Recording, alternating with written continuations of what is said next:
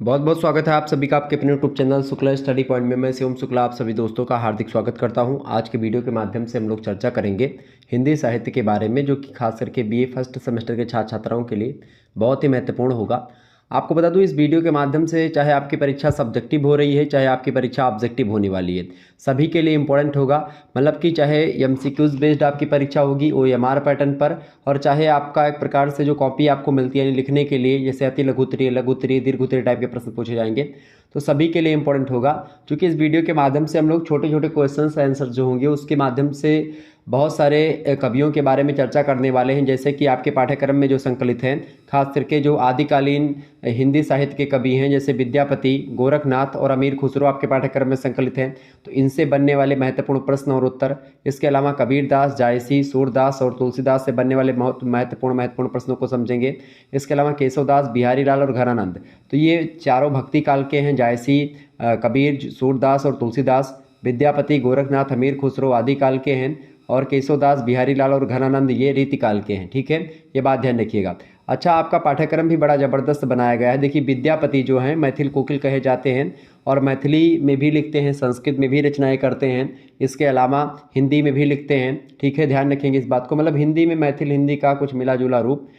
इसके अलावा आप देखिएगा, गोरखनाथ की अगर बात की है तो गोरखनाथ की रचनाओं को आप देखते हैं। इसके अलावा नाथ संप्रदाय से रिलेटेड हैं। ठीक है, अमीर खुसरो की अगर बात करें तो अमीर खुसरो को आप सभी को पता होगा, खड़ी बोली के एक प्रकार से जनक माने जाते हैं, और खड़ी बोली को आगे बढ़ाने का श्रेय इन्हीं को जाता है। शुरुआत में खड़ी बोली का प्रयोग यही करते हैं। इसके बाद में इनको तूतीय हिंद भी कहा जाता है। तबला सितार इन सभी की खोज भी करी अमीर खुसरो ने, संगीतकार भी रहे। क्लियर, ये बात ध्यान रखिएगा। और इसके अलावा कबीरदास की बात की तो निर्गुण ब्रह्म शाखा जो रही है, निर्गुण धारा की जो शाखा रही भक्ति की, निर्गुण शाखा, उसके प्रवर्तक हैं कबीरदास, उसमें ज्ञानासरी शाखा के प्रवर्तक हैं। जायसी की बात करें तो ये प्रेमासरी के बड़े प्रमुख कवि रहे हैं। ठीक है, और ये खास करके आपको बता दूं कि निर्गुण ब्रह्म से ही रिलेशन रखते हैं, ये भी सूफी संत हैं। इसके अलावा सूरदास की बात की है तो ये सगुण भक्ति धारा से रिलेटेड हैं, पुष्टि मार्ग संप्रदाय से रिलेटेड हैं, शुद्धाद्वैतवाद से एक प्रकार से बिलोंग करते हैं। इसके अलावा आपको बता दूं कि ये वल्लभाचार्य के शिष्य होते हैं, कृष्ण भक्ति परंपरा से रिलेटेड हैं। तुलसीदास जी की बात की है तो राम भक्ति शाखा से रिलेटेड है। ठीक है, भक्ति काल परंपरा में है, सगुण भक्ति की बात करते हैं। खास करके तुलसीदास तो समन्वय के कवि हैं, समन्वय की विराट चेष्टा इनमें है, हालांकि सगुण भक्ति शाखा में आते हैं। इसके अलावा केशवदास की अगर बात करें तो केशवदास जो हैं वो खास करके आचार्य केशवदास हैं। ठीक है, और आपको बता दूं कि ये जैसे संस्कृत के काव्य शास्त्री रहे हैं, वो रस, छंद, अलंकार इन चीज़ों पर फोकस करते हैं। ठीक इसी प्रकार से आचार्य केशवदास भी फोकस करते हैं। बिहारी लाल तो आचार्य केशव, देखिए रीति काल में 3 खंड हैं, एक रीतिबद्ध, एक रीति मुक्त और एक रीति सिद्ध। तो रीतिबद्ध के हैं केशवदास, रीति सिद्ध के हैं बिहारी लाल, और रीतिबद्ध मतलब रीति मुक्त के हैं घनानंद। ठीक है, ये बात ध्यान रखिएगा। तो इस प्रकार से आपका सिलेबस है कि जितने महत्वपूर्ण कवि हैं वही आपके पाठ्यक्रम में संकलित हैं, ये बात ध्यान रखिएगा। तो अब हम सबसे पहले चर्चा करेंगे विद्यापति, यानी शुरुआत हम करेंगे विद्यापति से। विद्यापति के बारे में जो भी प्रश्न होंगे, उनके जीवन से रिलेटेड, उनकी रचनाओं से रिलेटेड, उनके साहित्यिक जीवन से रिलेटेड, वो सारे के सारे यहाँ पर प्रश्नों को हम समझने का प्रयास करेंगे। तो एक प्रकार से एक क्विक रिवीजन होगा आप सभी का, ताकि परीक्षा के अंत समय में या अभी से अगर आप इसको 2-3 बार देख लेंगे तो आपके समझ में आ जाएगा, और कवियों के बारे में एक आपके मन में पूर्वाग्रह या धारणा बन जाएगी कि भाई हम क्या चीज़ें, मतलब हमको आगे चल करके पढ़ना है, या इन कवियों के मतलब ये कवि कैसे थे, इनकी कौन कौन सी रचनाएं हैं, कब जन्म हुआ, कब मृत्यु हुई, ये सारी चीज़ें आप यहाँ पर जानने का प्रयास करेंगे। देखिए, सबसे पहली बात तो मैथिल कोकिल इनको कहा जाता है। प्रश्न क्या पूछा गया, सबसे पहला प्रश्न आप देखिएगा, विद्यापति का जन्म कहाँ पर हुआ था, फटाफट से आप बताएंगे। बीए फर्स्ट सेमेस्टर के छात्र छात्रों के लिए महत्वपूर्ण है, यानी कि जो अभी अभी एडमिशन आपने लिया है उन सभी के लिए बहुत महत्वपूर्ण है। ओके, ये बात ध्यान रखिएगा। आपको बता दूं कि एक चीज़ अभी मैं चर्चा करूंगा, बीच में आपको इन्फॉर्मेशन दे दूंगा, कोर्स को लेकर के एक इन्फॉर्मेशन है। बीए का कोर्स हिंदी साहित्य फर्स्ट सेमेस्टर का कोर्स लॉन्च किया गया है, और उसकी प्राइस मात्र 100 रुपीज़ है। तो उसका इन्फॉर्मेशन अभी मैं दे दूंगा बीच में, तो आप सभी को जिनको कोर्स लेना है वो लोग एक प्रकार से ले सकते हैं कोर्स। उसमें PDF notes, chapter wise videos, ये सब बहुत सारी आपको मिलेंगी। जितने भी आपके पाठ्यक्रम में खास करके कविताएं संकलित हैं, उन सभी कविताओं की व्याख्या आपको मिल जाएगी, वीडियोज़ फॉर्म में हमारे पास उपलब्ध है। ठीक है, इसके अलावा पीडीएफ नोट्स आपको मिल जाएंगे, जैसे ये वीडियो हो रही है इसकी भी पीडीएफ नोट्स अगर आपको चाहिए तो उसी कोर्स लेंगे तो उसी कोर्स में आपको इसकी भी पीडीएफ नोट्स मिल जाएगी। हिंदी साहित्य के इतिहास की पीडीएफ नोट्स मिल जाएगी, और भी चीज़ों कुछ हमारे द्वारा लिखे गए नोट्स हैं वो भी आपको मिल जाएंगे। ठीक है, और इसके अलावा ऑब्जेक्टिव प्रश्नों के नोट्स आपको मिल जाएंगे, मतलब सारी चीज़ें आपको मिलती रहेंगी अगर आप ग्रुप से जुड़ेंगे। तो उसके लिए आपको करना क्या है, हमारा नंबर है 9161 936062। चलिए मैं पूरी इन्फॉर्मेशन ही दे रहा हूँ। इस पर आपको सबसे पहले करना क्या है, एसएमएस करना है व्हाट्सएप पर एसएमएस कर दीजिएगा कि सर जी हम बीए फर्स्ट सेमेस्टर में हैं, हिंदी साहित्य का हमको कोर्स चाहिए। जैसे ही आप एसएमएस करेंगे आपके पास एक कोड सेंड किया जाएगा, क्यूआर कोड। उसी पर मात्र आपको 100 रुपये पे करके, अब चाहे आप गूगल पे करें, फ़ोन पे करें, जो भी यूपीआई माध्यम होगा आप करिएगा, और उसका स्क्रीनशॉट लेकर के आप हमारे पास सेंड कर दीजिएगा। और जैसे ही स्क्रीनशॉट आप सेंड करेंगे आपको एक ग्रुप से ऐड कर दिया जाएगा, ठीक है। तो गर्ल्स ग्रुप बॉयज़ ग्रुप अलग अलग है, तो उसको आपको ऐड कर दिया जाएगा उसमें, ठीक है। और ग्रुप से ऐड कर दिया जाएगा। उससे पहले आपको वीडियोज़ की जो प्लेलिस्ट की लिंक है, खास करके जो प्राइवेट प्लेलिस्ट है उसकी आपको केवल आपको ही वो मिलेगी, ठीक है। यूट्यूब पर वो सभी को नहीं अवेलेबल होती है, वो केवल जो कोर्स लेते हैं उन्हीं को अवेलेबल होती है। बाकी वीडियोज़ और भी अवेलेबल है, तो आप उनको देख सकते हैं। बाकी मात्र 100 रुपये में आप लोगों की बहुत ही रिक्वेस्ट पर ये किया गया है। बाकी मैं फ्री में ही पढ़ाने के लिए तत्पर रहता हूँ हमेशा, लेकिन आप लोगों ने कहा कि सर जी जब मैं कुछ पैसे पे कर देता हूँ तो अच्छे तरीके से थोड़ा पढ़ने में मन भी लगता है, और मैं पूरे क्लासेस को पढ़ता हूँ। वैसे मैं देखता हूँ कि पढ़ने में बहुत सारे बच्चों का मन भी नहीं लगता है। तो जब आप कुछ पे करेंगे तो आप ऑटोमेटिक आपके जो आंतरिक जो धारणा है मस्तिष्क की, वो एक प्रकार से कहीं ना कहीं पढ़ने के लिए आपको मजबूर करेगी, तत्पर करेगी, और आप पढ़ेंगे। तो मात्र 100 रुपये का कोर्स है, जिसमें आपको PDF नोट्स, वीडियो लेक्चर्स, और इसके अलावा जो है मॉडल पेपर्स की लाइव क्लासेस भी आपको मिलेंगी परीक्षा के आने वाले समय में। इसके अलावा ऑब्जेक्टिव मॉडल पेपर, लिखित मॉडल पेपर भी मिलेंगे। विभिन्न विश्वविद्यालयों के क्वेश्चन पेपर आपको वहाँ पर मिलेंगे। तो बहुत विधिवत तरीके से तैयारी होने वाली है। तो आप सभी को जिनको लेना है आप फटाफट से ले सकते हैं। तुरंत एसएमएस करें व्हाट्सएप पर बहुत जल्दी, ठीक है। तो PDF नोट्स। अच्छा, इसके अलावा एक फ़ायदा और आपका होगा, मान लेते हैं आपका हिंदी सब्जेक्ट के अलावा मान लेते हैं सोशियोलॉजी भी आपका विषय है, ठीक है। सोशियोलॉजी भी है आपका, पॉलिटिकल साइंस भी है, या एक प्रकार से आपका जियोग्राफी है, या आपका इकोनॉमिक्स है, ठीक है, या एक प्रकार से आपका होम साइंस है। तो इसी प्रकार जितने भी आपके सब्जेक्ट हैं सभी के जितने भी जो है वीडियो लेक्चर होते हैं उनके PDF नोट्स जो बनेंगे वो आपके पास सेंड कर दिए जाएंगे उसी ग्रुप में। तो आपका और भी जो सब्जेक्ट होगा वो भी तैयार होता रहेगा साथ साथ में। तो एक प्रकार से बहुत बड़ी उपलब्धि आपको मिलेगी, बहुत बड़ी चीज़ें आपको जानने को मिलेगी। तो अगर आप में से जो छात्र छात्राएं लेना चाहते हैं तुरंत एसएमएस करें व्हाट्सएप पे। चलिए, पहला प्रश्न है, विद्यापति जी का जन्म कहाँ पर हुआ था? तो विद्यापति का जन्म हुआ था बिहार प्रांत के दरभंगा जिले के बेनीपट्टी थाने के एक बिसफी नामक ग्राम है, या बिस्पी नामक ग्राम है, उसी ग्राम में इनका जन्म हुआ था, ठीक है। ये बात ध्यान, बेनीपट्टी थाना है और उस थाने के अंतर्गत एक गांव पड़ता है बिसफी या बिस्पी, उसी गांव में इनका जन्म हुआ था। और यह गांव जो है वो मिथिला के महाराज शिव सिंह ने अपने राज्याभिषेक के अवसर पर विद्यापति को अभिनव जयदेव की उपाधि सहित उपहार स्वरूप इनको भेंट किया था, ठीक है। ये बात ध्यान रखिएगा। आगे बढ़ते हैं, अगला क्वेश्चन आप देखेंगे। दूसरा प्रश्न है, बिसफी गांव विद्यापति को किसने दिया था? तो बिस्फी गांव मिथिला के महाराजा थे शिव सिंह, उन्होंने राज्याभिषेक के अवसर पर विद्यापति को अभिनव जयदेव की उपाधि से विभूषित भी किया था। तो आपसे एक प्रश्न ऑब्जेक्टिव में बनता है, अभिनव जयदेव किसको कहा जाता है? तो विद्यापति को कहा जाता है, ये बात ध्यान रखिएगा। तो और इनको जो बिसफी गांव है किसको दान में किसको दिया था उपहार के रूप में, किसने दिया था? तो शिव सिंह ने दिया था। ये कहाँ के राजा थे? मिथिला के राजा थे। तो इनको उपाधि सहित उपहार में दिया था, उपाधि भी दी थी, अभिनव जयदेव की उपाधि दी, और इसके अलावा इनको उपहार में पूरा का पूरा गांव बिस्फी गांव जो है इनको दे दिया था। ये बात ध्यान रखिएगा, ओके, समझ रहे हैं। और आपको बता दूं विद्यापति के पिताजी का नाम था गणपति ठाकुर, वो संस्कृत के बहुत ही बड़े विद्वान थे, और उनका नाम था संत जयदत्त, ठीक है। वो अच्छा संत जयदत्त के पुत्र थे इनके पिता गणपति ठाकुर, ठीक है। ये बात ध्यान रखिएगा। आगे देखिए, अगला क्वेश्चन आपकी स्क्रीन पर आ चुका है। प्रश्न है, तीसरा नंबर प्रश्न है, विद्यापति का जन्म किस वंश में हुआ था? तो विद्यापति जी का जन्म हुआ था किस वंश में भैया? मैथिली ब्राह्मण वंश में हुआ था। देखिए, ब्राह्मण जो है, ब्राह्मणों में कई कैटेगरी, जैसे एक होते हैं मैथिल ब्राह्मण जैसे जो झा वगैरह लिखते हैं बिहार में, ठीक है। अभी एक झा करके हैं, कुछ बयान दे दिए हैं, वो ओम प्रकाश वाल्मीकि जो दलित विमर्श के कवि लेखक हैं, हिंदी में खास करके दलित विमर्श के लेखक माने जाते हैं, साहित्यकार हैं ओम प्रकाश वाल्मीकि। तो उन्होंने कुछ लिखा था ठाकुर के कुआं पर शीर्षक से एक कविता लिखी है कि उनका ठाकुर का कुआं ठाकुर का खेत, इस प्रकार से लिखा हुआ है, और उसको मनोज झा ने बोला है। तो उस पर एक प्रकार से चूँकि राजनीतिकरण, अच्छा राजनीति में जब तक जातिवाद और ये धर्मवाद या संप्रदायवाद नहीं झोंकते हैं ये लोग, तब तक राजनीति में इन लोगों को मज़ा कहाँ आती है। वोट बैंक तैयार करना है, कुछ ये बोलेंगे अनाप शनाप, धर्म के बारे में बोलेंगे, जाति धर्म जाति के बारे में, ऐसे ऐसे बोल करके आपस में एक दूसरे गुट को बनाएंगे, एक गुट एक प्रकार से तैयार करते ताकि उनका एक प्रकार से वर्चस्व जमा रहे और उनकी राजनीतिक रोटियाँ चलती रहें। क्योंकि जिस जाति के खिलाफ बोलेंगे वो जाति के लोग विरोध करेंगे तो भी आपको हाईलाइट होना है, और जिस जाति के समर्थन में बोलेंगे, ठीक है, और समर्थन में बोले या ना बोले, लेकिन क्या होता है कि वो लगेगा लोगों को कि भाई ये ब्राह्मण है तो ब्राह्मणवाद ही बोल रहा है, उसको लगेगा वो ठाकुर है तो ठाकुरवादी हैं। तो इस प्रकार से किसी को लगेगा कि भाई ये मुसलमान है तो मुस्लिमों के लिए बोलेगा, ये हिंदू है तो हिंदू के लिए बोलेगा, ठीक है, ये एक प्रकार से फला संप्रदाय का है तो फला संप्रदाय के बारे में बोलेगा, ईसाई है तो ईसाई के बारे में बोलेगा। तो ये सब चीज़ें जो है राजनीतिकरण हो गया है, चाहे जाति की बात की जाए चाहे धर्म की बात की जाए। तो इस तरीके से ब्राह्मण में कई कैटेगरी होती हैं। तो एक होता है मैथिल ब्राह्मण, ठीक है, जो बिहार वगैरह में प्रायः मिलते हैं आपको। इसके अलावा अगर आप देखेंगे दूसरे ब्राह्मण होते हैं जो है कान्यकुब्ज ब्राह्मण, ठीक है। कान्यकुब्ज ब्राह्मण जो होते हैं कानपुर उन्नाव या इधर उधर मिलते हैं, मतलब आप थोड़ा सा उधर जिधर जाइएगा कानपुर उन्नाव या इस साइड में आपको कान्यकुब्ज ब्राह्मण मिलेंगे। एक होते हैं सरयू पारी ब्राह्मण। सरयू पारी ब्राह्मण की बात की है तो जैसे गोंडा, फैज़ाबाद, बस्ती, बहराइच, यहाँ सब आपको सरयू पारी ब्राह्मण, सरयू नदी के इस पार वाले ब्राह्मण जो होते हैं सरयू पारी, और सरयू नदी के उस पार आप देखते हैं तो वो कान्यकुब्ज ब्राह्मण कुछ होते हैं। सरयू पारी ब्राह्मण में खास करके शुक्ला, मिश्रा ये सब आते हैं, ठीक है। तो सरयू पारी ब्राह्मण, अच्छा सरयू पारी ब्राह्मण में आप देखते हैं 3 और 13 चलता है।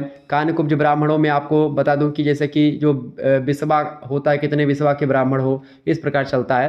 तो ये सब ब्राह्मणों में भी कई कैटेगरी होती है। तो उसी में से विद्यापति जी जो थे वो मैथिली ब्राह्मण हुआ करते थे, मतलब मैथिली ब्राह्मण में इनका जन्म हुआ था। अगला प्रश्न, विद्यापति के पिता का क्या नाम था? तो इनके पिताजी का नाम था गणपति ठाकुर। अब ये ठाकुर इनकी उपाधि ही है, तो गणपति ठाकुर इनके पिताजी का नाम था। अगला क्वेश्चन से आप देखेंगे, राम वृक्ष बेनीपुरी के अनुसार विद्यापति का जन्म कहाँ, मतलब कब हुआ था, बताएं। तो राम वृक्ष बेनीपुरी एक प्रकार से एक लेखक हैं, साहित्यकार हैं हिंदी साहित्य के। तो राम वृक्ष बेनीपुरी कहते हैं कि विद्यापति का जन्म हुआ था 1350 ईस्वी में, ठीक है। तो ये सब प्रश्न भी आपसे ऑब्जेक्टिव में बन सकते हैं, और लिखित में भी अगर आपसे पूछेगा तो आप अति लघु उत्तरीय में पूछ सकता है, तो आप आसानी से दे पाएंगे उत्तर। अगला प्रश्न, विद्यापति की उपाधियों का उल्लेख कीजिए। देखिए विद्यापति को सबसे पहली बात तो अभिनव जयदेव की उपाधि मिली थी। किसने दिया था? तो जिसने इनको बिसफी ग्राम दान में दिया था, महाराज शिव सिंह जो कि मिथिला के राजा थे। कवि शेखर की उपाधि भी इनको मिली है विद्यापति को। खेलन कवि भी इनको कहा जाता है। मैथिली कोकिल भी इनको कहा जाता है विद्यापति को। कवि कंठहार भी इनको कहा जाता है। तो विद्यापति की ये कई सारी उपाधियां हैं जो कि विद्यापति को मिली हुई हैं, ठीक है। तो ये बात ध्यान रखिएगा। तो कौन कौन सी उपाधियां? अभिनव जयदेव, कवि शेखर, खेलन कवि, मैथिली कोकिल और कवि कंठहार। ध्यान रखेंगे, ऐसे प्रश्न पूछ सकते हैं आपसे। 7वां क्वेश्चन से आप देखेंगे, विद्यापति की सेवा करने वाले भगवान शिव ने भगवान शिव ने किस नाम से नौकर रूप में सेवा की थी? उगना नाम से, ठीक है। विद्यापति की सेवा करने वाले भगवान शिव ने किस नाम से नौकर रूप में सेवा की थी? तो उगना नाम से। नेक्स्ट क्वेश्चन से आप देखेंगे, विद्यापति ने अवहट्ट भाषा में किन रचनाओं की सृष्टि करी है? तो विद्यापति की बात की जाए तो विद्यापति की अगर बात की जाए तो इनको लेकर के बड़ा, इनके जन्म और देहावसान को लेकर के विद्वानों में बड़ा मतभेद रहा है। शुरुआत से ही आप देखते हैं, राम वृक्ष बेरी जरूर इनका जन्म 1350 ईस्वी बताते हैं, लेकिन हरिप्रसाद शास्त्री जी इनका जन्म 1357 ईस्वी बताते हैं। नगेंद्र नाथ गुप्त जी 1358 ईस्वी बताते हैं। बाबूराम सक्सेना जी 1357 ईस्वी में बताते हैं, ठीक है। 1357 ईस्वी से 1359 ईस्वी के बीच में इनका जन्म हुआ। इसी प्रकार से श्री रामनाथ मिश्रा, श्री सुनंदन ठाकुर, डॉक्टर सुभद्र झा और डॉक्टर जयकांत मिश्रा, ये सब 1360 ईस्वी स्वीकार करते हैं। और इसके अलावा डॉक्टर उमेश मिश्रा 241, लक्ष्मण संवत अर्थात 1361 ईस्वी स्वीकार करते हैं। तो इस प्रकार से कई सारी चीज़ें इनके संदर्भ में कही जाती हैं, ओके, ये बात ध्यान रखिएगा। आगे देखिए प्रश्न क्या है, अवहट्ट भाषा में इनकी रचनाएं कौन कौन सी हैं? देखिए कीर्ति लता, कीर्ति पताका, ये 2 रचनाएं जो हैं ये अवहट्ट भाषा में इन्होंने लिखी हैं, जो कि खास करके हिंदी के मतलब नज़दीक है और हिंदी में पढ़ा भी जाता है कीर्ति लता और कीर्ति पताका को अवहट्ट मतलब अभ्रंश या अवहट्ट में। अगला प्रश्न आप देखेंगे, विद्यापति पदावली की भाषा क्या है? मैथिली भाषा में लिखी है विद्यापति पदावली, ठीक है। अगला क्वेश्चन आप देखेंगे, विद्यापति की संस्कृत रचनाओं के नाम लिखिए। देखिए विद्यापति ने संस्कृत में कई सारी रचनाएं लिखी हैं, जैसे कि जो है भू परिक्रमा, पुरुष परीक्षा, लिखनावली, विभाग सार, वर्षकृत्य, गयापत्तलक, शैव सर्वस्वासार, प्रमाणभूत, पुराण संग्रह, गंगा वाक्यावली, दान वाक्यावली और दुर्गा भक्ति तरंगड़ी, ये सब संस्कृत की रचनाएं जो कि विद्यापति के द्वारा लिखी गई हैं। 11वां क्वेश्चन आप देखेंगे, विद्यापति के गुरु का क्या नाम था? तो विद्यापति के गुरु का नाम क्या था? पंडित हरि मिश्र इनके गुरु जी का नाम था। ध्यान रखेंगे इस बात को। अगला क्वेश्चन से, विद्यापति ने अपनी कृति या अपनी किस कृति को या अपनी किस कृति में अपने को खेलन कवि कहा है? तो खेलन कवि इनको कहा भी जाता है। कीर्ति लता में विद्यापति ने अपने आप को खेलन कवि कहा है, ध्यान रखेंगे। अगला क्वेश्चन है 13 नंबर, नागरी मतलब नचारी का संबंध किससे है? नचारी का संबंध भी विद्यापति से ही है। अगला question 14 number, doctor Grierson, doctor George Grierson Hindi साहित्य के इतिहास भी लिखा इन्होंने फ्रेंच भाषा में। तो डॉक्टर जॉर्ज ग्रियर्सन ने विद्यापति को भक्त कवि माना है या श्रृंगार कवि माना है? बताएं, फटाफट से आप बताने का प्रयास करेंगे, बताइएगा भाई, फटाफट से आप बताने का प्रयास करें। करेक्ट आंसर इसका क्या हो जाएगा? डॉक्टर जॉर्ज ग्रियर्सन की अगर बात की जाए तो डॉक्टर जॉर्ज ग्रियर्सन जो है इस मतलब बताएं क्या बोलते हैं, डॉक्टर जॉर्ज ग्रियर्सन क्या बताते हैं भाई? अच्छा, फ्रेंच भाषा की बात मैंने करी थी, तो वो गार्सा दतासी सबसे पहले इतिहासकार हिंदी साहित्य के, उन्होंने लिखा था इस्तबार दला लितरेतर एंदोए ए हिंदुस्तानी, वो साहित्यिक ग्रंथ है, हिंदी साहित्य का सबसे पहला जो है इतिहास ग्रंथ माना जाता है। ठीक है, ये बात ध्यान रखिएगा। और जो है अब्राहम ग्रियर्सन ने लिखा है 1888 में लिखा है, और आपको बता दूं उनके लिटरेचर का नाम है, हिंदी साहित्य का जो इतिहास लिखा उन्होंने, वो modern vernacular literature of northern Hindustan, अंग्रेजी में ये आप मान सकते हैं, अंग्रेजी भाषा में लिखा गया। ठीक है, ये बात ध्यान रखेंगे। आगे बढ़ा जाए तो प्रश्न क्या है, डॉक्टर ग्रियर्सन ने विद्यापति को भक्त कवि माना है या श्रृंगार कवि? तो वो भक्त कवि मानते हैं। अगला क्वेश्चन से आप देखेंगे 15वां नंबर प्रश्न है, रामचंद्र शुक्ल, डॉक्टर बाबूराम सक्सेना, डॉक्टर आनंद प्रकाश दीक्षित और डॉक्टर राम कुमार वर्मा विद्यापति को भक्त कवि मानते हैं या श्रृंगार कवि? तो ये सभी लोग श्रृंगार कवि विद्यापति को मानते हैं। ठीक है, विद्यापति एक प्रकार से मूलतः श्रृंगार कवि ही माने जा सकते हैं। ठीक है, ये बात ध्यान रखेंगे। आगे देखिए, अगला प्रश्न आपकी स्क्रीन पर आ चुका है, 16वां नंबर प्रश्न है, फटाफट से आप देखने का प्रयास करेंगे।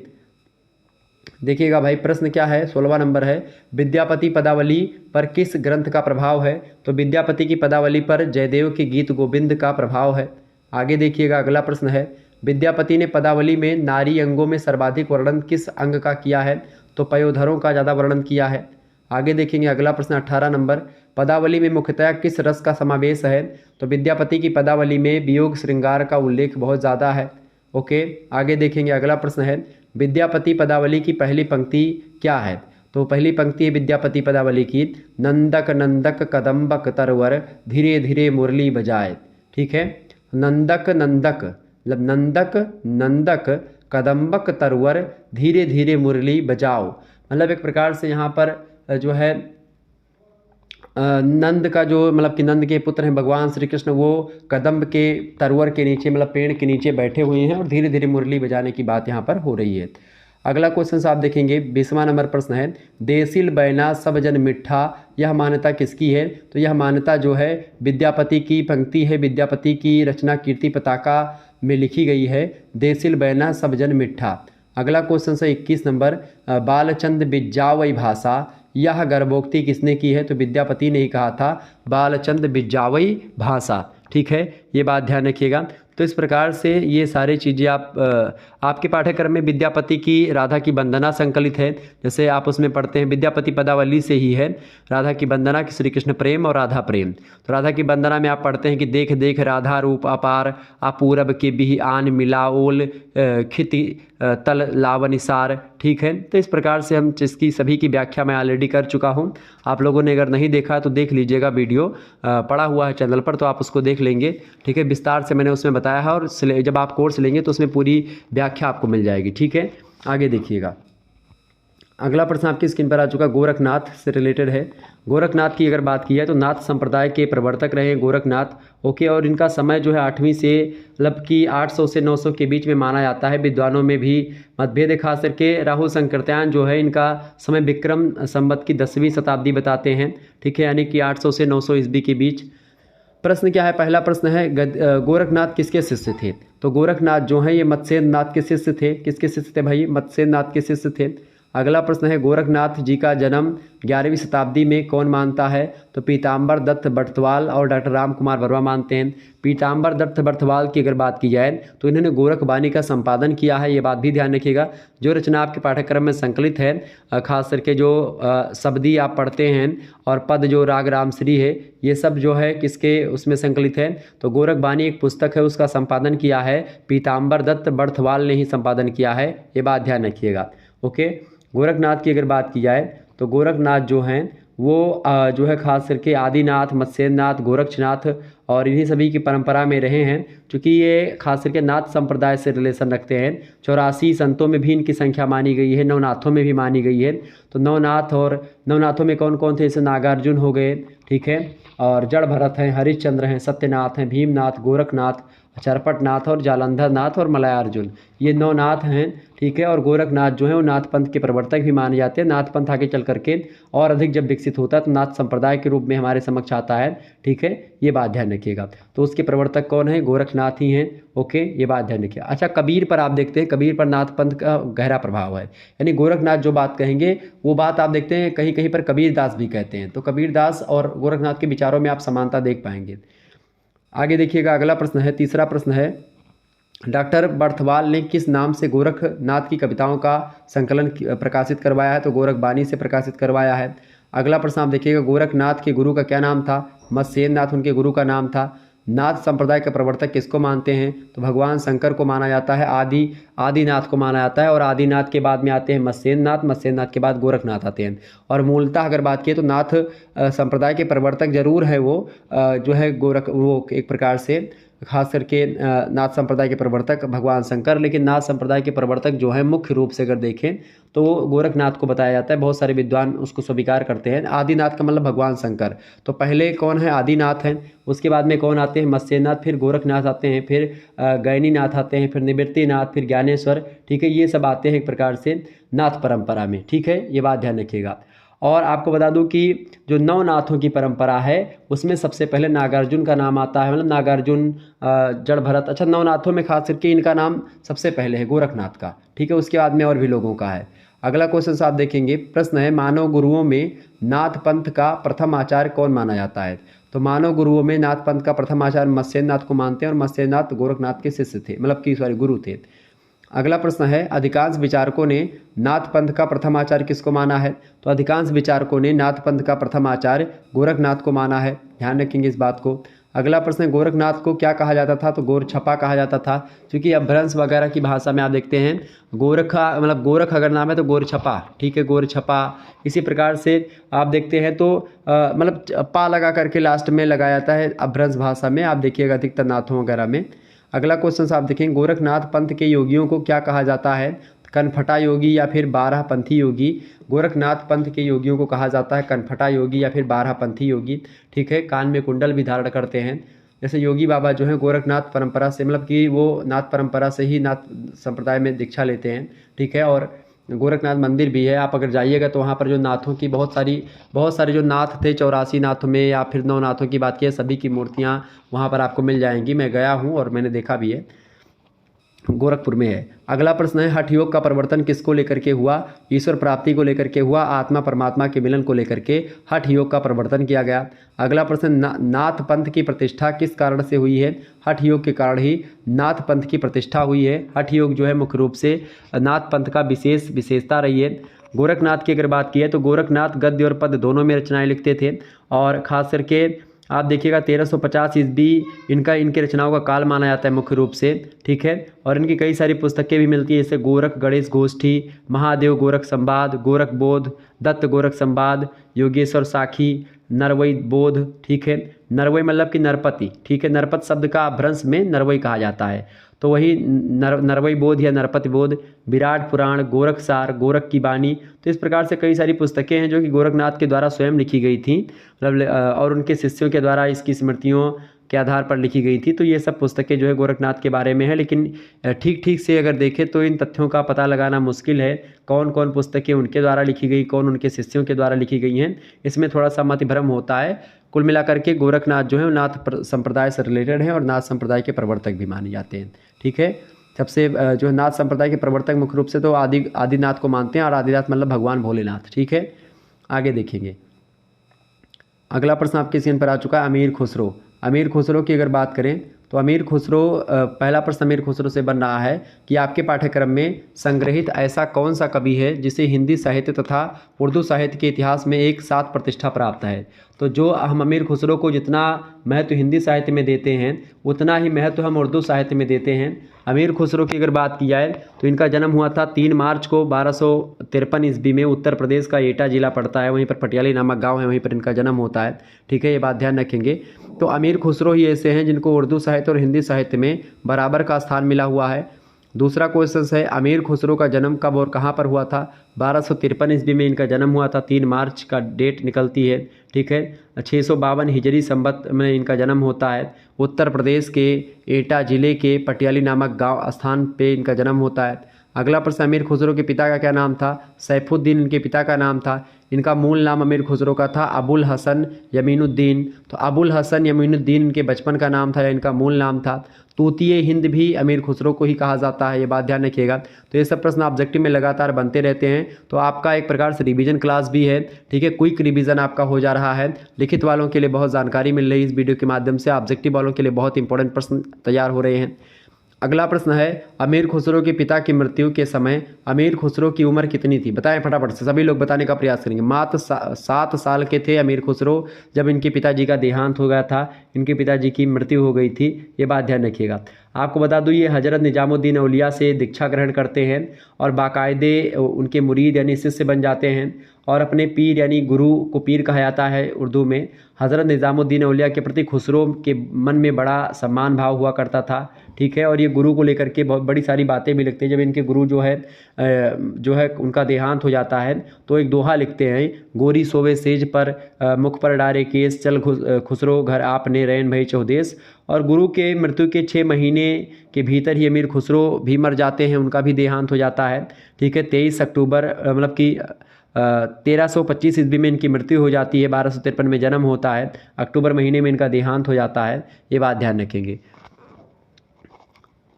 आगे देखिए अगला प्रश्न है खुसरो का शाब्दिक अर्थ क्या होता है। खुसरो का अर्थ होता है सम्राट या बादशाह। अगला क्वेश्चन से आप देखेंगे खुसरो को आमीर की उपाधि किसने प्राप्त की थी, यानी जिनको खुसरो को अमीर खुसरो किसने कहा या आमीर की उपाधि इनको जलालुद्दीन खिलजी के द्वारा मिली थी, ध्यान रखेंगे इस बात को।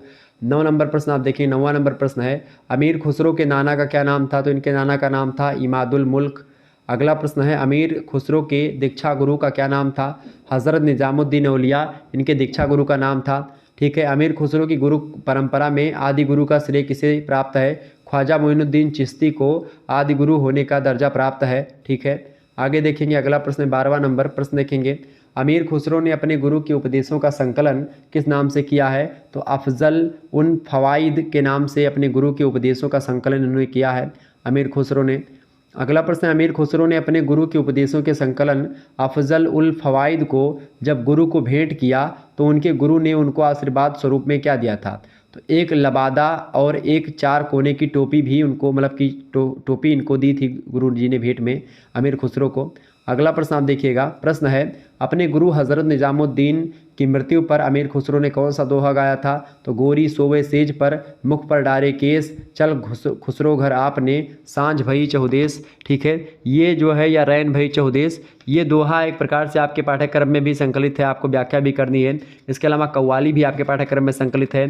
छापा तिलक तजदीन ही रेतों से नैना मिला के, प्रेम बटी का मदबा पिला के, मतवारी कर दीन ही रेत मोह से नैना मिला के, खुसरो निजाम पे बलि बलि जइए, मोहे सुहागन कीन ही रेत मोह से नैना मिलाई के। ठीक है, तो कव्वाली जो है उसकी व्याख्या मैं कर चुका हूँ। इसके अलावा गीत भी इनके संकलित हैं, जैसे कि काहे को ब्याही विदेश रे, लखी सखी बाबुल मोरे। ठीक है, इसके अलावा इनके जो कुछ दोहे आपके पाठ्यक्रम में संकलित है, तो पहला दोहा ही आपको व्याख्या में संकलित किया गया है, यही वाला दोहा जो इन्होंने अपने गुरु की मृत्यु पर लिखा था। और उसके 7-8 साल बाद इनकी भी मृत्यु हो जाती है, मतलब 6 महीने में इनकी मृत्यु हो जाती है। ठीक है, तो गोरी सोवे सेज पर मुख पर डारे केस, चल खुसरो घर आपने रैन भई चौदेस या सांझ भई चौदेस। ठीक है, अलग अलग स्थानों पर अलग अलग चीज़ें मिलती हैं। तो यह दोहा जो है इन्होंने निजामुद्दीन औलिया की जब मृत्यु हुई थी तब उन्होंने लिखा था। आपको बता दूं खुसरो जो है अपने गुरु को अपनी प्रियतमा समझते हैं, यानी अपनी प्रेमिका के रूप में मानते थे। जितना कोई व्यक्ति अपनी प्रेमिका से प्रेम करता है उतना गुरु जी को प्रेम करते थे अमीर खुसरो। और आपको बता दूं खुसरो जब इनकी मृत्यु हो जाती है 1325 में, उसके 6 महीने के बाद में ये खुद भी एक प्रकार से मृत्यु इनकी भी हो जाती है खुसरो जी की। और आपको बता दूं खुसरो कहते हैं कि मेरा प्रिय यानी मेरी गोरी जो है अपने मुख पर चादर यानी कि कफन डाले हुई है, गोरी सोवे सेज पर मुख पर डारे केस। मतलब केस का तात्पर्य यहाँ पर देखिए, गोरी अगर कोई सेज पर सोवेगी, सेज मतलब यहाँ पर एक प्रकार से जो टिकठी होती है उठाने वाली, और एक सेज होती है जब एक प्रकार से जब कोई भी सेज या डोली की सेज या एक प्रकार से घर की सेज, तो एक जब स्त्री आती है घर में तो एक सेज पर वो सोती है। तो इस प्रकार से वो अपने मुखों पर अपना बाल हुए डाले हुए सो रही है, ऐसा लग रहा है। यहाँ पर मतलब एक प्रतीकात्मक शब्दावली में बात की जा रही है कि मेरा प्रिय जो है या मेरी गोरी जो है अपने मुख पर चादर यानी कि कफन डाल करके सो गई है, और उसके इस दुनिया से चले जाने के कारण क्या हो गया है, मेरे लिए रात हो गई है। चल खुसरो घर आपने सांझ भई चौदेस। खुसरो अपने आप को कहते हैं कि चारों तरफ अंधेरा हो गया है, अब मुझे रास्ता नहीं सुझाई दे रहा है कि मैं किधर जाऊं।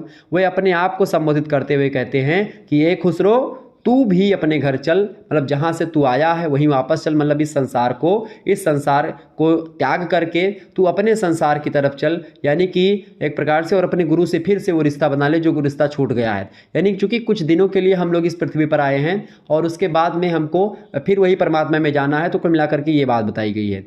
और आपको बता दूं कि गुरु के मुखमंडल से ही शिष्य का जीवन प्रकाशित होता है, पहली बात। दूसरी बात, सामान्य रूप से सुई नायिका के चित्रण के द्वारा अपने गुरु की मृत्यु का निरूपण यहाँ पर बड़े अच्छे तरीके से करते हैं, मार्मिक तरीके से करते हैं। आगे देखिएगा, अगला प्रश्न है अमीर खुसरो ने किन विधाओं की रचना की है। तो अमीर खुसरो ने मसनबी शैली भी लिखी है, मसनबी शैली में 2 सखुने भी लिखे हैं, गज़ल लिखी है, मुकरनी लिखी है, दोहे लिखे हैं, गीत लिखे हैं, पहेलियाँ बहुत सारी लिखी हैं। कई सारी पहेलियाँ तो मैंने आपको बताई भी थी उसमें वीडियो में, ऑलरेडी मैंने कई सारी पहेलियाँ इनकी बताई हुई हैं अमीर खुसरो की, आपके पाठ्यक्रम में जो संकलित हैं। कुछ चीज़ें संकलित हैं, कुछ चीज़ें नहीं संकलित हैं, ठीक है। तो उन चीज़ों को मैंने ऑलरेडी आपको बता रखा है। खुसरो को मिलाकर के बड़े ज़बरदस्त आदमी थे, हर क्षेत्र में इनको एक प्रकार से जो है मिला हुआ है, हर क्षेत्र में इनको ख्याति प्राप्त है। और जो है खास करके ये खड़ी बोली के एक प्रकार से शुरुआती दौर में खड़ी बोली को इन्होंने ही आगे बढ़ाया। आगे देखेंगे 16वां नंबर प्रश्न है खुसरो ने कितने प्रकार की मसनबियाँ लिखी हैं। तो इन्होंने 3 प्रकार की मसनबियाँ लिखी, कौन कौन सी, एक तो रजमिया, एक इस्कमिया और एक सूफियाना। ये 3 टाइप की इन्होंने मसनबियाँ लिखी हुई हैं, ध्यान रखेंगे। 17 नंबर प्रश्न है खालिक बारी किसकी रचना है। तो खालिक बारी जो है अमीर खुसरो की रचना है। खालिक बारी किस प्रकार की रचना है। तो खालिक बारी जो रचना है एक प्रकार का शब्दकोश है, इसमें छंदबद्ध ढंग से मुख्यतः हिंदी और फारसी शब्दों की पर्यायवाची दी गई है, ठीक है। तो हिंदी और फारसी शब्दों की पर्यायवाची दी गई है, एक प्रकार से डिक्शनरी है ये खालिक बारी, ठीक है, जिसमें हिंदी और फारसी के शब्द रखे गए हैं। आगे देखेंगे, अगला प्रश्न आपकी स्क्रीन पर आ चुका है, फटाफट से आप लोग देखने का प्रयास करेंगे। 19 नंबर प्रश्न है मुकरी या मुकरनी का शाब्दिक अर्थ क्या होता है। तो किसी बात को कह करके मुकर जाना या बात बदल देना अथवा अपनी बात से इनकार कर देना ही मुकरी या फिर मुकरनी होती है, ठीक है। अगला क्वेश्चन देखेंगे खुसरो से रिलेटेड, 20वां प्रश्न है खुसरो को हिंदी रचनाओं की भाषा, मतलब हिंदी रचनाओं की भाषा खुसरो की क्या है, खड़ी बोली में रचना लिखते थे ये। आगे देखिए, अगला प्रश्न है सूरदास से रिलेटेड। सूरदास जी की बात की जाए तो आप सभी को पता होगा सूरदास जी के बारे में। सूरदास जो है वो कृष्ण भक्ति शाखा से रिलेशन रखते हैं, ओके। और इसके अलावा सूरदास जी की अगर बात की जाए तो वो एक प्रकार से विट्ठलनाथ ने जो अष्टछाप का संग्रह किया था कृष्ण भक्ति कवियों को इकट्ठा करके, उसके प्रवर्तक थे। मतलब उसके अष्टछाप के प्रवर्तक तो विट्ठलनाथ थे, लेकिन उसके प्रमुख कवि जो है अष्टछाप के वो जो है यही थे, सूरदास जी थे, ये बात ध्यान रखिएगा, ओके।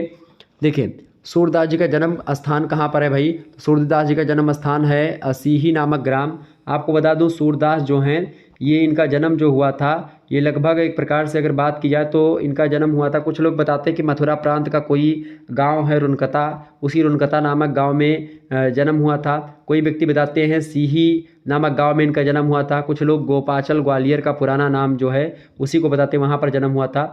लेकिन डॉक्टर पीताम्बर दत्त बर्थवाल ने ग्वालियर का नाम गोपालाचल सिद्ध करते हुए इसे ही सूरदास की जन्मभूमि बताया है। और साहित्य लहरी जो इनकी रचना है उसमें वंश जो है परिचय वाले पद में सूर्य के पिता का निवास स्थान गोपाचल माना गया है। और कवि खास करके मियाँ सिंह एक हैं, उनके द्वारा रचित एक रचना है भक्ति विनोद, उस भक्ति विनोद में इनका जन्मस्थान सूरदास जी का मथुरा बताया गया है, ठीक है। तो ये बात ध्यान रखिएगा। और इनका जन्म जो हुआ था खास करके वैशाख मास था, उस समय इनका जन्म हुआ था। शुक्ल पक्ष था, पंचमी तिथि थी और दिन मंगलवार था, उस दिन इनका जन्म होता है। डॉक्टर हरबंस लाल जो है सूरदास के जन्म के संदर्भ में ये बात बताते हैं, यानी संवत 1535 विक्रमी में इनका जन्म होता है। ठीक है, ये बात ध्यान रखिएगा। कुछ लोग इनका जन्म आचार्य रामचंद्र शुक्ल 1540 विक्रमी इनका जन्म मानते हैं। अच्छा, 1540 विक्रमी में से अगर आप 57 घटा देंगे तो आपका सन निकल आएगा। 1540 से अगर आप 57 घटाएंगे तो कितना निकलेगा? 10 में से 7 गए, कितना बचेगा? 3। यहाँ हुए 3 में से 13 में से 8 गए, 8 5 13, 8 बचेगा। यहाँ पर 1483 निकलेगा आचार्य रामचंद्र शुक्ल के अनुसार। ठीक है, ये बात ध्यान रखिएगा। 14 मतलब 1535 से अगर आप घटाएंगे तो कितना निकलेगा? अब इसमें से आप 5 और घटा दो, ठीक है, तो उतना निकलेगा। क्लियर? आगे देखिएगा, अगला प्रश्न, सूर्य की काव्य शैली कैसी है? तो बताइए, सूर्य की काव्य शैली जो है गीतात्मक है और उसमें गीता है। गे पद में सूरदास लिखते थे, जन्मांध थे। ठीक है, आगे देखिए, तीसरा प्रश्न है, सूरदास किस जाति के थे? तो सूरदास जो थे वो सारस्वत ब्राह्मण थे। अगला क्वेश्चन आप देखेंगे, सूर्य ने किन किन कृतियों की रचना करी है? देखिए, सूर सागर की मुख्य रूप से रचना, सबसे फेमस जो रचना है वो है सूर सागर। इसके अलावा साहित्य लहरी और सूर सारावली भी रचना ये सूरदास की, मुख्य रूप से 3 रचनाएं जो हैं सूरदास की हैं, जो कि एक प्रकार से प्रमाणिक है। कुछ सूर सागर तो प्रमाणिक हैं, बाकी रचनाएं भी कुछ प्रमाणिक है। कुछ में कुछ लोग इसमें थोड़ा सा टीका टिप्पणी जरूर करते हैं, लेकिन फिर भी ये 3 रचनाएं इनकी सर्वविदित हैं और सभी ने प्रमाणित करी हैं। अगला प्रश्न है, सूर्य की क्रीड़ा स्थली किसे कहा जाता है? तो ब्रजभूमि को सूर्यदास की क्रीड़ा स्थली कहा जाता है। अगला प्रश्न, छठा नंबर, सूर्य ने किस गुरु से दीक्षा ली थी? तो वल्लभाचार्य से दीक्षा ली थी। वल्लभाचार्य के पुत्र थे गोस्वामी विट्ठलनाथ। ठीक है, और विट्ठलनाथ के द्वारा अष्टछाप के कवियों का संग्रह किया गया था। उसमें 4 कवि विट्ठलनाथ के शिष्य थे और 4 कवि गोस्वामी वल्लभाचार्य के शिष्य थे, और 4 मिलकर के बने 8 कवि, और 8 कवि जो थे वो कृष्ण भक्ति शाखा से रिलेटेड थे। ठीक है, पुष्टि मार्ग शाखा से संबंधित थे, ये बात ध्यान रखिएगा।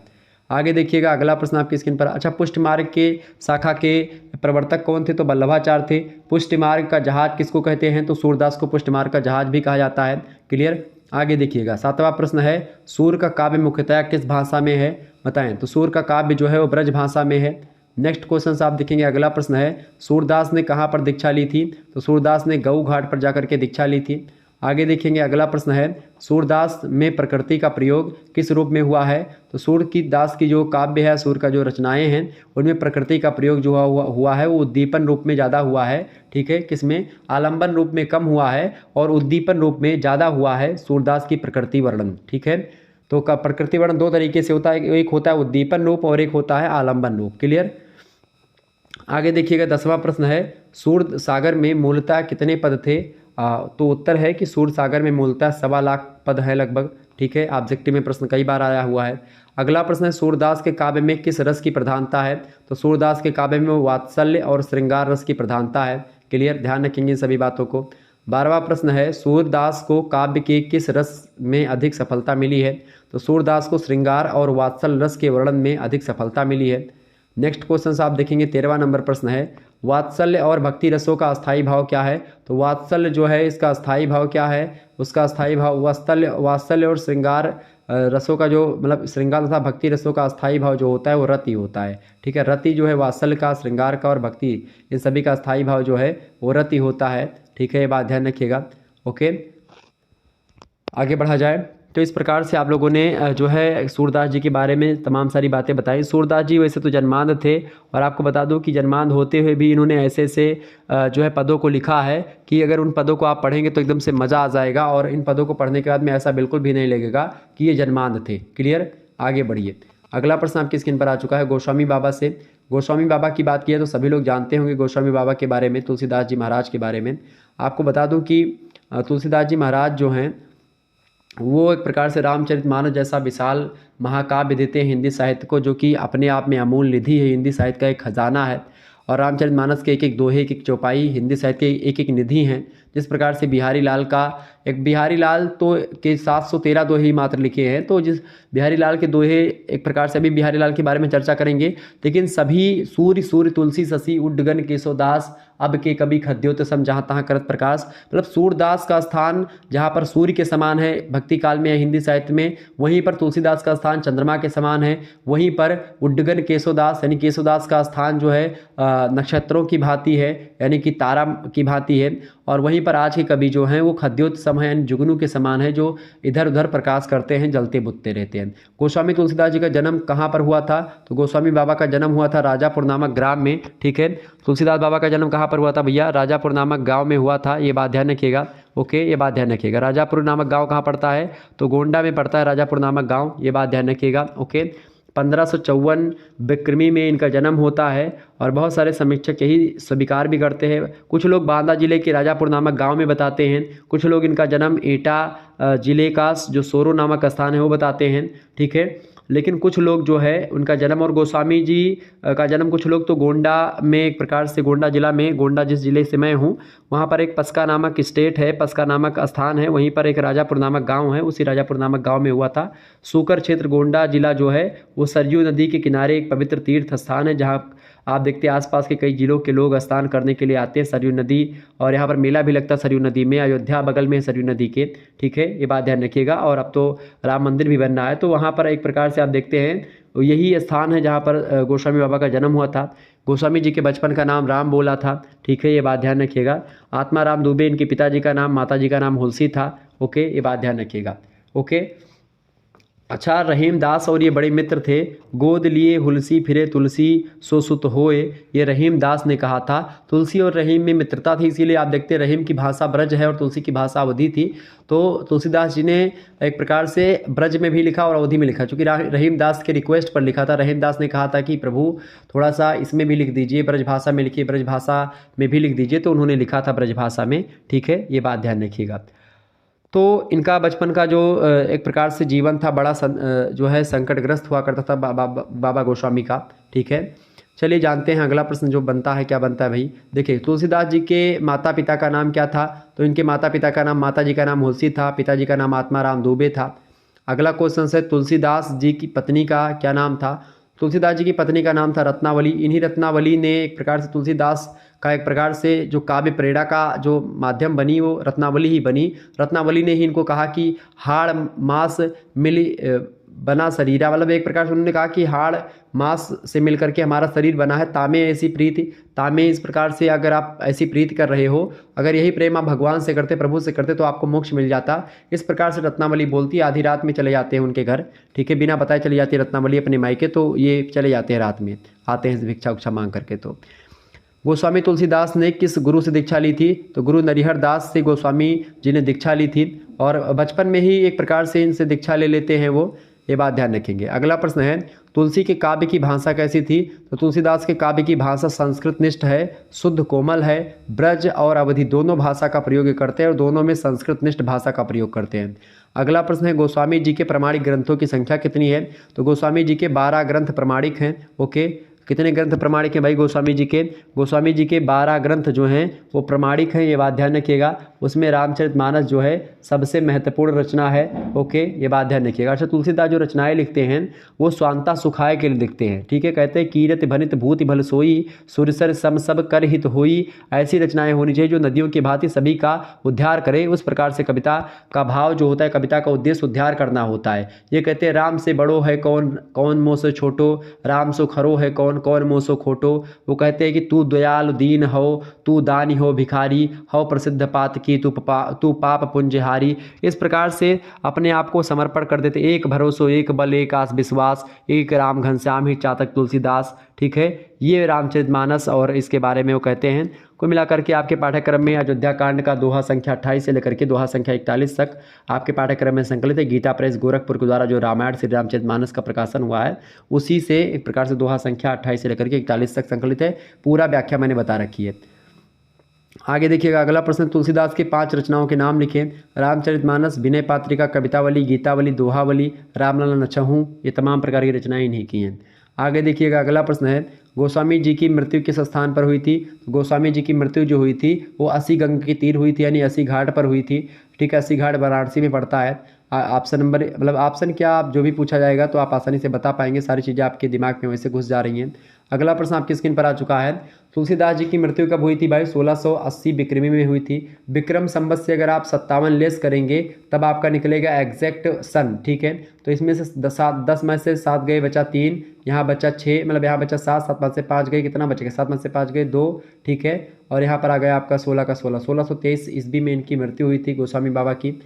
अगला क्वेश्चन आप देखें 10वां नंबर प्रश्न है, तुलसीदास को और किस नाम से जाना जाता है? तुलसीदास जी को इनके बचपन का नाम राम बोला था तो उसी के नाम से जानते हैं। अगला प्रश्न है, तुलसीदास जी किसके भक्त थे?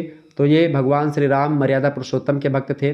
ठीक है, तुलसीदास के राम में जो मर्यादा है वो अन्य किसी राम में नहीं आपको मिलेगी, चाहे कबीर के राम हो, चाहे वो जो है केशवदास के राम की बात करें, चाहे आपको कंबर रामायण की बात करें, चाहे वाल्मीकि के राम की बात की जाए। जो मर्यादा और जो मर्यादा पुरुषोत्तम का भाव और जो उनका विराट स्वरूप भगवान श्री रामचंद्र का जो गोस्वामी बाबा प्रस्तुत करते हैं वो शायद अन्य कभी नहीं कर पाए। ठीक है, आगे देखिएगा। अगला प्रश्न है, बैराग्य संदीपिनी किसकी रचना है? तो तुलसीदास जी की ही रचना है। अगला प्रश्न है, रामचरितमानस के रचयिता कौन है? तो गोस्वामी बाबा तुलसीदास जी हैं। अगला क्वेश्चन से, बरवय रामायण के रचयिता कौन है? तो गोस्वामी तुलसीदास जी हैं। तुलसीदास किस काव्यधारा के सर्वोच्च कवि हैं? तुलसीदास जो है वो राम भक्ति शाखा के सर्वोच्च कवि हैं। ये सब बातें ध्यान रखिएगा, परीक्षा में प्रश्न पूछा जा सकता है इन प्रश्न मतलब कवियों से। आगे देखेंगे, अगला प्रश्न आपकी स्क्रीन पर आ चुका है, कबीरदास आ चुके हैं। कौन? कबीरदास जी महाराज। कबीरदास जी की अगर बात की जाए तो बहुत ही विद्वान आदमी थे। ठीक है, और ये संत परंपरा से रिलेशन रखते हैं कबीरदास। कबीरदास जो है वो जो कहना होता है वो कहते हैं, चाहे मुसलमानों की बुराई करनी, मतलब मुसलमानों में जो बुराइयां हैं उनके धर्म में उसके बारे में हो, चाहे हिंदू धर्म में जो बुराइयां थी उनके बारे में हो। एक प्रकार से कबीर जो मन में आता था बोलते थे, जो उनको अच्छा लगता था वो लिखते थे। मतलब इनको एक प्रकार से किसी प्रकार का कोई भय नहीं होता था कि भाई हमको बाद में क्या कहेंगे, कुछ होगा या होगा दुनिया भर का, वो इनका कोई मतलब नहीं था। जो मन में आता था वो बोलते थे। जिस प्रकार की आलोचना कबीर ने की है वैसा शायद पूरे संसार में किसी ने नहीं किया होगा। मतलब आलोचना करने में उस समय के आप सकते हैं, उस समय के आलोचक मान सकते हो आप। इनके धर्म वर्म में जितनी भी रूढ़ियाँ, रीति रिवाज, तमाम प्रकार जितनी भी परंपराएं थी जो एक प्रकार से मतलब तर्क संगत नहीं थी, उन सभी पर मतलब करारा प्रहार भी करते हैं। कुछ चीज़ों पर नकारात्मक मतलब कि कुछ चीज़ों पर प्रहार करते तो ठीक लगता है, लेकिन कुछ चीज़ों पर उनका प्रभाव कहीं ना कहीं पे लगता है कि ये केवल इसीलिए लिखते थे कि भाई प्रहार ही करना है लोगों पर, लोगों को एक प्रकार से। अब देखिए, इनसे मुसलमान भी चिढ़े रहते हैं, इनसे कुछ हिंदू धर्म के लोग भी चिढ़े रहते हैं कबीरदास से।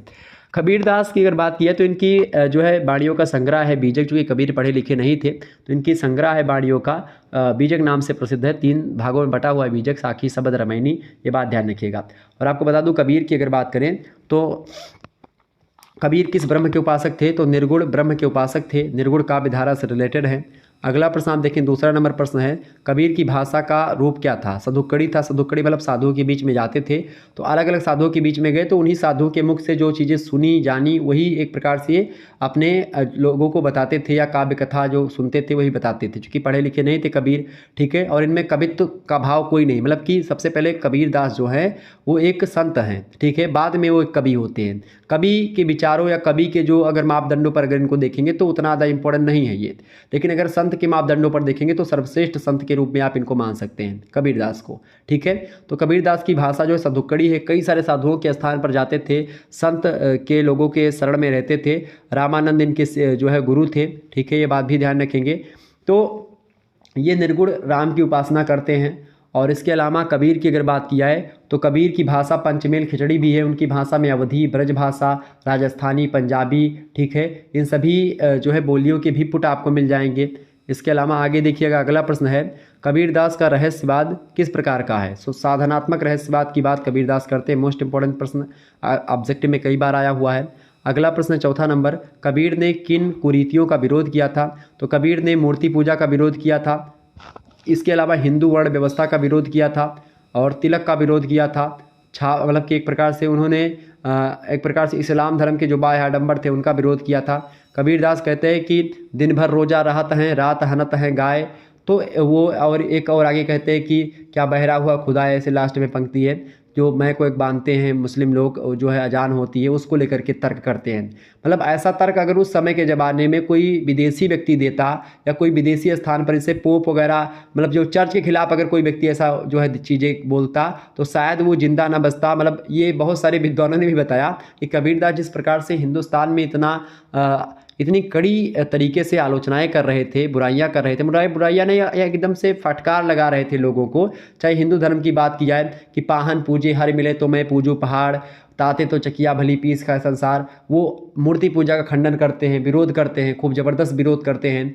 वो मुसलमानों के रोज़ा रहने पर विरोध करते हैं कि अगर ऐसा रोज़ा रहने का क्या फ़ायदा कि दिन भर आप जो है रोज़ा रहते हैं, भूखे रहते हो, रात में एक प्रकार से गऊ का मांस खाते हैं। तो इस प्रकार से बहुत ज़्यादा तंज कसते हैं कबीरदास, किसी से डरते नहीं, किसी से जो कुछ लेना देना तो रहता नहीं था कि भाई तुम नहीं दोगे तो उनको मिलेगा नहीं। तो इस प्रकार से वो सारी चीज़ें बोलते हैं। अच्छा, जो बातें यहाँ पर कबीरदास बोल रहे हैं, मैं उन सभी बातों का समर्थन नहीं करता हूँ, ये बात ध्यान रखिएगा, नहीं तो आप लोग सोचो कि सर जी भी समर्थन कर रहे हैं हर एक बातों का। जो उन्होंने बोला है, जो उन्होंने बताया है, वो मैं आपको बता रहा हूँ, एज अ टीचर मैं आपको पढ़ा रहा हूँ, ठीक है।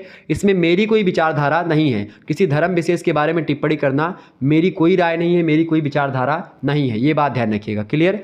तो ये मत सोचिएगा कि जो है सर जी बोल रहे हैं कि इस प्रकार से धर्म के बारे में टिप्पणियां कर रहे हैं तो मैं कुछ नहीं बोल रहा हूं। मैं सभी धर्मों का बाकायदा सम्मान करता हूं, सभी धर्मों की रिस्पेक्ट करता हूं, ठीक है, ध्यान रखेंगे इस बात को। आगे देखेंगे, अगला प्रश्न आपकी स्क्रीन पर आ चुका है। अगला प्रश्न आप देखेंगे, फटाफट से देखिएगा। कबीर के जन्म स्थान का नाम बताइए। तो इनका जन्म हुआ था लहरतारा नामक स्थान पर हुआ था। लहरतारा नामक एक तालाब था, वहीं पर इनका जन्म हुआ था। ओके, ये बात ध्यान रखिएगा, काशी में पड़ता है लहरतारा स्थान। आगे देखेंगे, अगला प्रश्न है, कबीर ने साहब शब्द का प्रयोग किसके लिए किया है। तो कबीर में जो साहब शब्द होता है परमात्मा के लिए किया जाता है, ये बात ध्यान रखेंगे। ओके, आगे बढ़ते हैं। अगला क्वेश्चन आपकी स्क्रीन पर आ चुका है। कबीरदास जी कौन सा रूप सर्वाधिक प्रसिद्ध है कबीर का। तो समाज सुधारक रूप जो है इनका सबसे ज़्यादा प्रसिद्ध है। अगला क्वेश्चन आपकी स्क्रीन पर आ चुका है, 8वां नंबर। कबीरदास जी का पालन पोषण करने वाले माता पिता का क्या नाम था। तो इनके माता पिता का नाम था नीरू और नीमा, ये 2 जुलाहे थे जिन्होंने इनका पालन पोषण किया था। अगला क्वेश्चन आप देखें, कबीरदास ने साखी को क्या कहा है। तो साखी को ज्ञान की आँख कहा है कबीरदास ने। साखी का मतलब क्या होता है, ज्ञान की आँख। ओके, अगला क्वेश्चन आप देखेंगे, कबीरदास जी के गुरु का क्या नाम था। तो इनके गुरु का नाम था रामानंद। कबीरदास ने माया को क्या कहा है। कबीरदास ने कहा कि माया महाठगिन हम जानी, यानी कबीर ने माया को महाठगिनी और डायन कहा है। आगे देखेंगे, अगला प्रश्न है, कबीरदास जी की रचनाओं का संग्रह क्या है। तो उनकी रचनाओं का संग्रह है बीजक। बीजक के कितने भाग है, 3 भाग है, साकी शब्द रवैनी। कबीर ने आत्मा और परमात्मा के बीच कैसा संबंध स्वीकार किया है। तो पति पत्नी का संबंध जैसे होता है वैसे आत्मा और परमात्मा का संबंध होता है। 14 नंबर प्रश्न है, साकी शब्द का क्या अर्थ है। साकी शब्द का अर्थ है साक्षी या गवाह। कबीर के, अच्छा, रमैनी शब्द का अर्थ होता है रामायण, ठीक है, और शब्द का मतलब होता है शब्द। कबीर के गेय पद किस नाम से जाने जाते हैं। तो शब्द के नाम से जाने जाते हैं। कबीर के पति रूप में किसका चित्रण करते हैं। तो कबीर पति रूप में परमात्मा का और पत्नी रूप में जीवात्मा का चित्रण करते हैं, ठीक है, यानी आत्मा पत्नी है और जो है पति कौन है, परमात्मा है, क्लियर। आगे देखिएगा, अगला प्रश्न आपकी स्क्रीन पर आ चुका है, मलिक मोहम्मद जायसी से रिलेटेड। मलिक मोहम्मद जायसी के बारे में अगर बताएं तो जायसी के पिता का क्या नाम था भाई। तो जायसी के पिता का नाम था शेख ममरेज, ठीक है।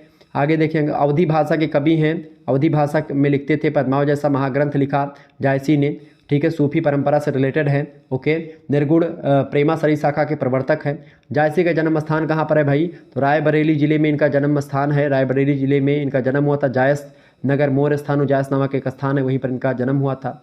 अगला प्रश्न है, जायसी के गुरु का क्या नाम था। तो इनके गुरु का नाम था Syed Ashraf Jahangir. Okay, next question आप देखेंगे, पद्मावती का जन्म किस द्वीप में हुआ था। तो सिंघल द्वीप में हुआ था। सिंघल द्वीप आज का लंका। अगला क्वेश्चन आप देखेंगे, जायसी की प्रमुख रचनाएं कौन सी हैं। तो जायसी की प्रमुख रचनाएं हैं पद्मावत, सबसे फेमस रचना, फिर अखरावट, उसके बाद में आखिरी कलाम। ये सब रचनाएं किसकी हैं, जायसी की हैं। अगला क्वेश्चन देखेंगे, जायसी की कब्र कहाँ पर स्थित है। तो जायसी की कब्र जो है अमेठी के राजा के वर्तमान निवास रामनगर से लगभग 1.25 मील दूर अब जब जाएंगे तो वहीं पर आपको इनका जो है कब्र मिलेगी इनकी, जायसी जी की।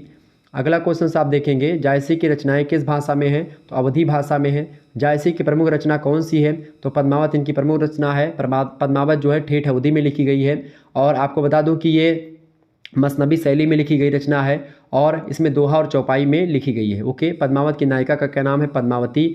नायक जो है वो रत्नसेन है और जायसी का पूरा नाम है मलिक मोहम्मद जायसी। पद्मावत की कथा वस्तु कितने खंडों में बटी हुई है, 57 खंडों में बटी हुई है। अगर उपसहंकार को या कंक्लूजन को अगर शामिल कर लेंगे तो 58 खंड हो जाते हैं इसमें, ये बात भी आप ध्यान रखेंगे। जायसी किस शाखा के कवि हैं भाई। तो प्रेमासरी शाखा के कवि हैं, ये बात ध्यान रखेंगे। तो इस प्रकार जायसी के बारे में कुछ बातें मैंने आपको बताई जो कि बहुत ही महत्वपूर्ण थी आपकी परीक्षा की दृष्टि से। अगला प्रश्न केशवदास से रिलेटेड।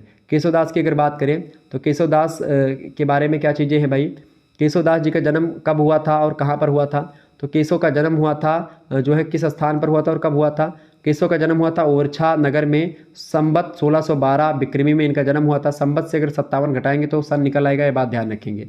अगला प्रश्न तीसरा नंबर, केशवदास की मतलब किस जाति के थे? तो केशवदास जो थे वो सानाढ़ ब्राह्मण हुआ करते थे, ठीक है, यानी ब्राह्मण जाति के थे। अगला प्रश्न है, मूल गोसाई चरित्र के अनुसार केशव किसके समकालीन थे? तो मूल गोसाई चरित्र के अनुसार केशव जो थे वो तुलसीदास के समकालीन थे। आगे देखिएगा, अगला प्रश्न है, केशवदास को पैतृक संपत्ति के रूप में कौन सी भाषा प्राप्त थी? तो संस्कृत भाषा जो है इनको पैतृक संपत्ति के रूप में प्राप्त थी, क्योंकि इनके दादा परदादा पापा सभी लोग जो है पिताजी सभी लोग संस्कृत के ही विद्वान थे। आगे देखिएगा, अगला प्रश्न है, केशवदास की प्रमुख रचनाएं कौन कौन सी हैं? रामचंद्र का बड़ी फेमस रचना है, इसके अलावा वीर सिंह देवचरित इनकी और फेमस रचना है, कवि प्रिया, रसिक प्रिया, विज्ञान गीता, जहांगीर जस चंद्रिका, ये सब रचनाएं जो हैं केशवदास की हैं, जो कि बड़ी फेमस रचनाएं हैं, प्रसिद्ध हैं।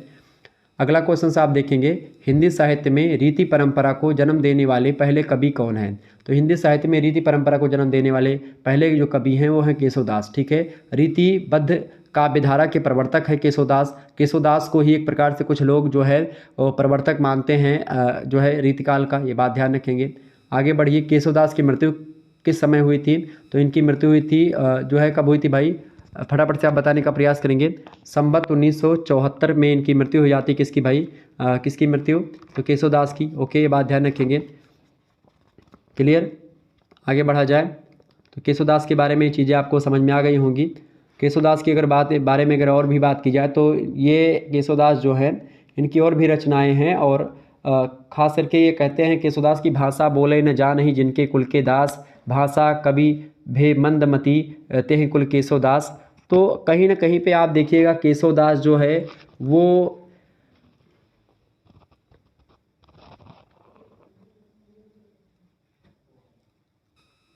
देखिए इनकी मृत्यु 1974, यहाँ पर थोड़ा सा मिसप्रिंट हो गया है, 1974 नहीं, इसको 1674 आप कर लीजिएगा, ठीक है। क्या करेंगे? 1674 में इनकी मृत्यु हुई थी विक्रमी में, ठीक है। आप देखेंगे 1561 ईस्वी में मतलब इनका जन्म होता है, 1561 ईस्वी में इनका जन्म होता है, और 1617 ईस्वी में इनकी मृत्यु होती है। ध्यान से लिख लीजिएगा 1617 ईस्वी, ठीक है। विक्रम की अगर बात की जाए तो 1674 विक्रमी कर लीजिएगा, 1674 विक्रमी मृत्यु होती है, और जन्म कब होता है इनका? 1612 विक्रमी में इनका जन्म होता है। क्लियर? ये बात ध्यान रखेंगे। तो आगे बढ़ा जाए, देखिए 1612 में इनका जन्म होता है और मृत्यु कब होती है? इनकी मृत्यु यहाँ पर थोड़ा सा मिसप्रिंट है, तो इसको पीडीएफ में जब आपको पास मिलेगी इसको आप सही कर लीजिएगा थोड़ा सा, 1674, ठीक है, 1674 विक्रमी। क्लियर? और अगर ईस्वी में इसको निकालेंगे तो 1600 कितना निकलेगा? 1617 ईस्वी निकलेगा। क्लियर? ये बात ध्यान रखेंगे। आगे देखिए, अगला प्रश्न आपकी स्क्रीन पर आ चुका है बिहारी लाल से रिलेटेड। बिहारी का जन्म कहाँ पर हुआ था भाई? तो ग्वालियर में बिहारी का जन्म हुआ था। पिताजी का क्या नाम था? केशव राय नाम था। बिहारी किस कुल के थे? तो ब्राह्मण कुल के थे। बिहारी की एकमात्र रचना कौन सी है? सत्सई, बिहारी सत्सई। बिहारी की युवावस्था कहाँ पर व्यतीत हुई थी? तो मथुरा में इनकी युवावस्था व्यतीत हुई थी। ये बात ध्यान रखिए। बिहारी की एकमात्र रचना है बिहारी सत्सई। कितने दोहे हैं? 713 दोहे हैं, कोई 720 या 21 बताते हैं। आगे देखेंगे, आगे अगला प्रश्न आपकी स्क्रीन पर आ चुका है, फटाफट से आप देखिएगा। प्रश्न बड़ा ही इंपॉर्टेंट है। प्रश्न क्या है भाई कि बिहारी की भक्ति भावना किसके प्रति थी? तो ये भक्ति भावना इनकी थी भगवान श्री कृष्ण के प्रति। बिहारी की तुलना या बिहारी की रचना की तुलना किससे की जाती है? तो गागर में सागर भरने से की जाती है, क्योंकि बिहारी को गागर में सागर भरने वाला कवि कहा जाता है। बिहारी के संबंध में एक दोहा भी प्रचलित है कि सतसैया के दो हरे जव नावक के तीर, देखन में छोटे लगे घाव करे गंभीर। अगला प्रश्न है, बिहारी ने किस भाषा में रचना करी थी? तो ब्रज भाषा में रचना करी थी। कबीर बिहारी किसके शिष्य थे? नरहरि दास के शिष्य थे। बिहारी का विवाह कहाँ पर हुआ था? तो बिहारी का विवाह मथुरा के ब्राह्मण परिवार में हुआ था। आगे देखिए, अगला प्रश्न, डॉक्टर हरिवंश लाल शर्मा ने बिहारी के लिए क्या कहा है? तो बिहारी रीतिकाल के कालिदास हैं, और उन्होंने कहा कि कालिदास की भांति बिहारी भी व्यंजित करते हैं, मतलब व्यंजित करते हैं, कहते नहीं हैं। तो डॉक्टर हरिवंश लाल शर्मा की अगर बात की है तो इन्होंने कालिदास को मतलब कालिदास कहा है रीतिकाल का कालिदास बिहारी को कहा जाता है, ठीक है। किसने कहा? डॉक्टर हरिवंश लाल शर्मा ने कहा। अगला क्वेश्चन से 12वां नंबर, बिहारी सत्सई में किस रस की प्रधानता है? तो बिहारी सत्सई में श्रृंगार रस की प्रधानता है, ये बात ध्यान रखेंगे। आगे बढ़े अगला प्रश्न की ओर। अच्छा, कठिन काव्य का प्रेत किसको कहते हैं? कठिन काव्य का प्रेत केशवदास को कहते हैं। ओके, ये बात ध्यान रखेंगे। आगे बढ़ते हैं, अगला प्रश्न घनानंद से रिलेटेड। घनानंद की बात की जाए तो घनानंद जो है इनका जन्म कब हुआ था? तो घनानंद का जन्म हुआ था 1689 ईस्वी में, यानी संवत 1746 विक्रमी आपका निकलेगा।